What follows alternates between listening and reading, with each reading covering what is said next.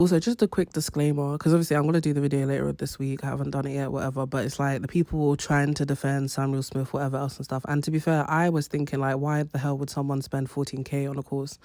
But I'm seeing that these are vulnerable people as well. Sometimes they can't advocate for themselves. Sometimes they are easily persuaded as well. And it's just like when people sign up to, is it a Ponzi scheme or other stuff like that as well? Like, it could be a friend bringing you in.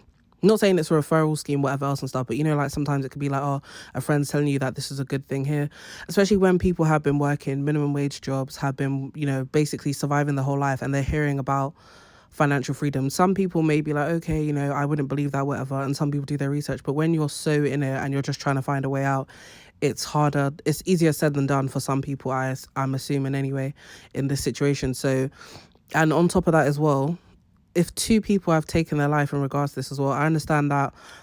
From my understanding, there was one individual, a guy that basically took his life. He left the army, he was discharged or something like that.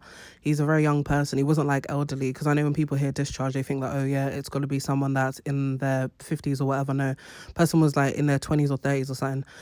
He got discharged. They gave him his pension payout as well. Then he took out a loan as well for it. I don't know how much the courses were back then. This is about a decade ago, I believe. And then he also had the documentary that was out as well, exposing him, and obviously just showing how he's contradicting himself as well.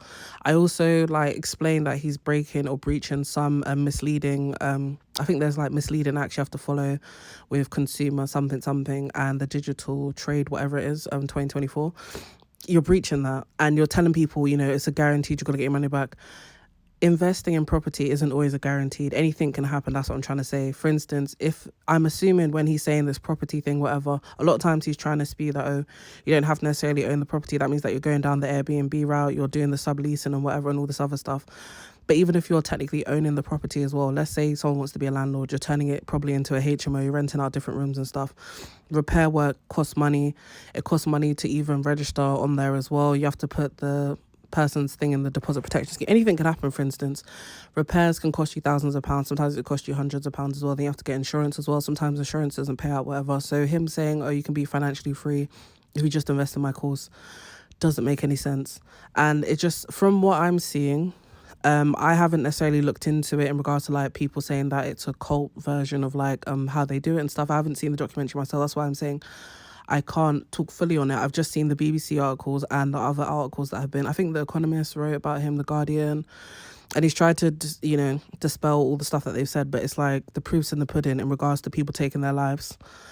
And the fact that you have no remorse for what has occurred as well with people taking their lives, to even reconvene about how you're treating people and stuff.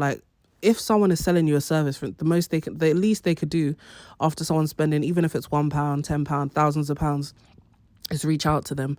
Because from what I'm understanding, from the time one of the individuals that I've seen that has taken their lives, not seen, but you know what I mean, online, they basically reached out to him and he wasn't responding. They reached out to the customer service, tried to call him, whatever else and stuff, and they felt like they were backed up against the wall. And then they proceeded to take their life when they found out they were in so much debt. They weren't able to recover anything of what they invested with him and stuff. And it's sad. And then him also, his response to my video was, oh, come down to my studio and debate. Why am I doing an ACS debate in a studio for? Doesn't make any sense when you could literally respond to the claims that are going on there. And then he has people in the comments saying, oh, I learned so much. But it's, and also I'm seeing people say that it's paid actors there, whatever. I'm not sure.